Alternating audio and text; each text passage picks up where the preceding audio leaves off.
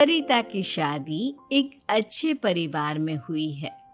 उसका पति रोहन उसे बहुत प्यार करता है। घर में उसकी सास शांति और ननद मीनाक्षी भी है, जो सरिता के किसी काम में दखल अंदाजी नहीं करती। लेकिन फिर भी सरिता को ऐसा लगता है कि दुनिया की सबसे ज्यादा बेचारी बहू वही है और सबसे ज्यादा अत्याचार उसी पर हो रहा है। माँ जी, ये लीजिए आपकी चाय। अरे बहू, तूने इतनी ज्यादा चीनी क्यों डाल दी चाय में? हाय हाय माँ जी, मैंने तो उतनी ही मीठी बनाई है जितनी मीठी आपको पसंद है। माँ जी, आपको तो मेरे हाथ की चाय अच्छी ही नहीं लगती। जब देखो कुछ न कुछ कमी निकाल ही देती हो। अरे बहू, तू एक बात के पीछे ही पड़ जाती है।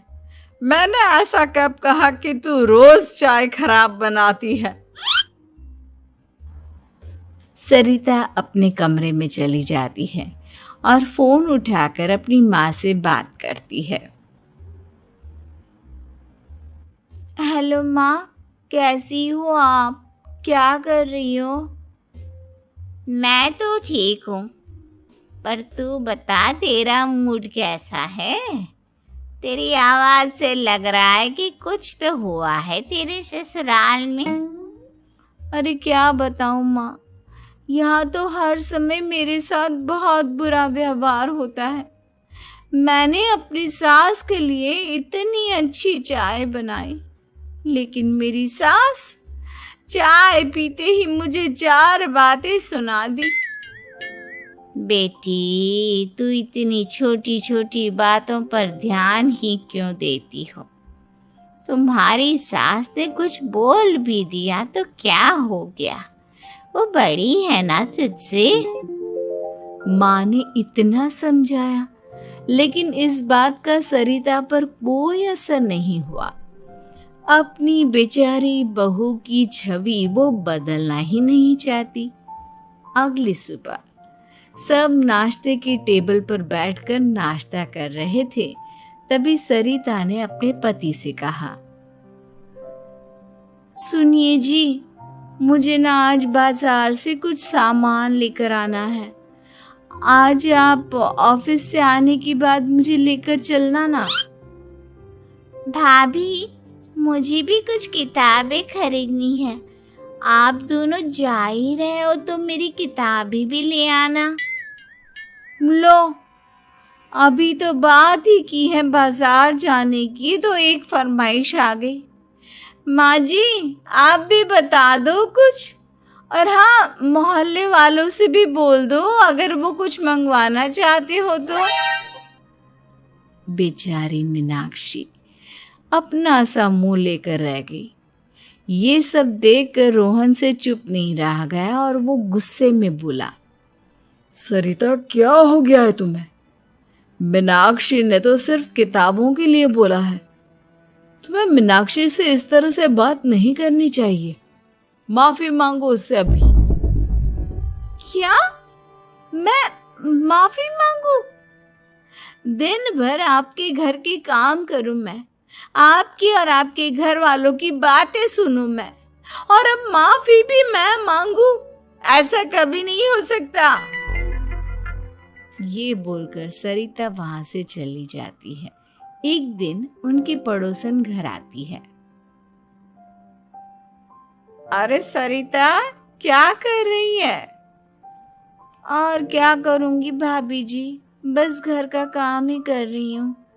आप बताओ कैसे आना हुआ? अरे मैं तो तुम्हारा हालचाल पूछने आई थी, लेकिन तुम तो बिजी लग रही हो।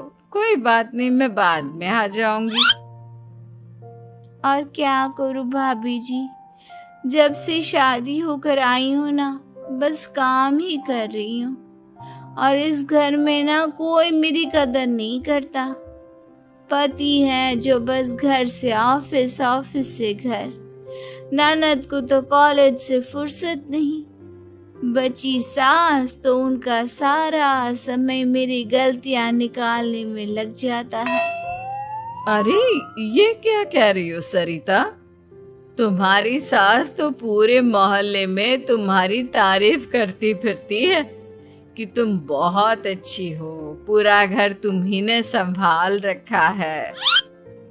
हाँ तो क्या हुआ, इसमें गलत क्या कहती है? सच ही तो कहती है। मेरी मर्जी के बिना इस घर का पत्ता भी नहीं हिलता। शाम को जब रोहन घर आया तो उसने सबसे कहा, कल हम सबको मौसी जी के घर जाना है, उनकी बेटी की शादी है। सब अपनी अपनी पैकिंग कर लो, सुबह होते ही निकल जाएंगे। और सरिता तुम कान खोलकर सुन लो, वहां जाकर किसी की बुराई भलाई शुरू मत कर देना, नहीं तो मुझसे बुरा कोई नहीं होगा। हाय हाय जी, आप तो ऐसे कह रहे हो जैसे मैं सुबह शाम सबकी बुराई करती फिरती हूँ।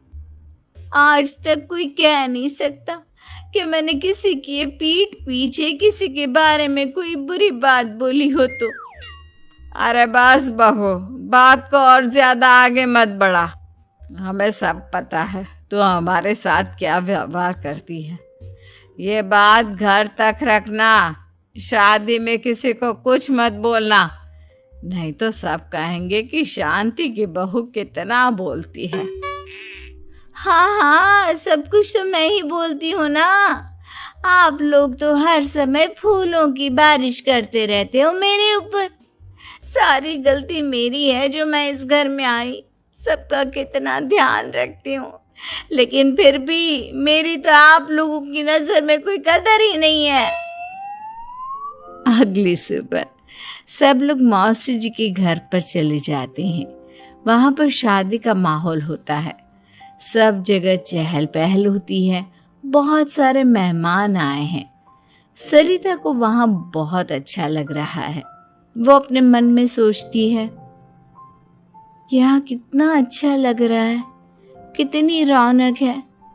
मैं यहाँ किसी से ज्यादा बात नहीं करूंगी।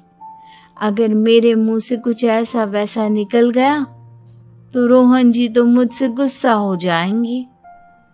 सरिता ये सब सोच ही रही थी कि वहां रोहन की कजिन साक्षी आ गई और सरिता से बोली, आप सरिता भाभी हो ना? जितना आपके बारे में सुना था आप तो उससे भी ज्यादा सुंदर हो। हाँ वो तो है, मेरी सुंदरता की तारीफ सब करते हैं। मेरे मायके में तो सब यही बोलते हैं कि रोहन जी की किस्मत बहुत अच्छी है जिन्हें मैं मिली। लेकिन आप कौन है? मैंने आपको पहचाना नहीं। मैं रोहन भैया की कजिन हूँ। आपकी शादी पर नहीं आ पाई थी ना, इसलिए आप मुझसे मिले नहीं कभी। शांति मौसी और मीनाक्षी आपकी बहुत तारीफ करते हैं। क्या कहा तुमने? मेरी तारीफ? कभी नहीं। मेरे ससुराल वाले कभी मेरी तारीफ कर ही नहीं सकते। मैं इतनी अच्छी हूँ, मेहनती हूँ, लेकिन उन्हें तो मेरी कदर ही नहीं। सारा दिन घर का काम करती हूँ, फिर भी मेरी सास ना मुझे सुनाती रहती है और पति भी मेरी सास की साइड लेते हैं। ना कभी बाहर ले जाते हैं ना कहीं घुमाने। अगर घुमाने के लिए कभी बोल भी देना तो उनकी बहन बीच में आ जाती है। मैं कैसे रह रही हूँ उस घर में ये मैं ही जानती हूँ। सरिता की ये बातें सुनकर साक्षी को बड़ी हैरानी हुई। अब वो हर किसी के सामने अपनी बढ़ाई और ससुराल वालों की बुराई करने लगी। रोहन और शांति को सरिता पर बहुत गुस्सा आया, लेकिन वो चुप रहे। अगले दिन जब वो अपने घर पर आए, सरिता, तुमने क्यों सबके सामने मेरी इज्जत का तमाशा बनाया? तुमसे बोला था ना कि चुप रहना। अजी ऐसा भी क्या कह दिया मैंने जो इतना भड़क रहे हो? तुम जहां जाती हो अपना रोना शुरू कर देती हो। कभी किसी दूसरे की बात ही नहीं सुनती, बस अपनी कहती रहती हो। तुमने सबके सामने हमारा तमाशा बनाकर रख दिया है। हे भगवान, मुझे अपने पास बुला ले। जिस घर में मेरी कदर ही नहीं, उस घर में मेरा क्या काम। अरे क्या करूंगी मैं यहाँ रहकर।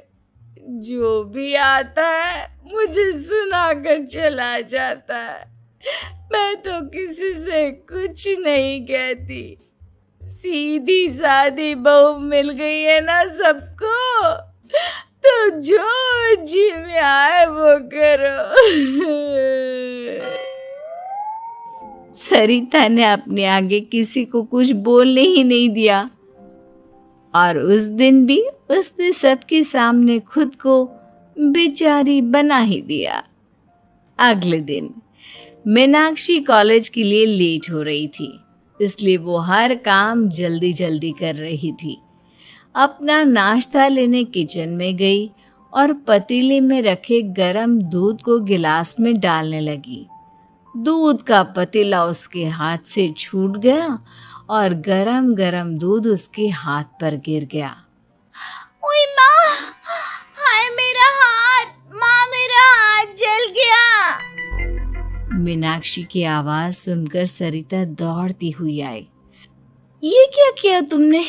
तुम्हें नाश्ता चाहिए था तो मुझसे बोल देती, मैं क्या मना कर देती? अब पता नहीं कितने दिन की मुसीबत पाल ली तुमने।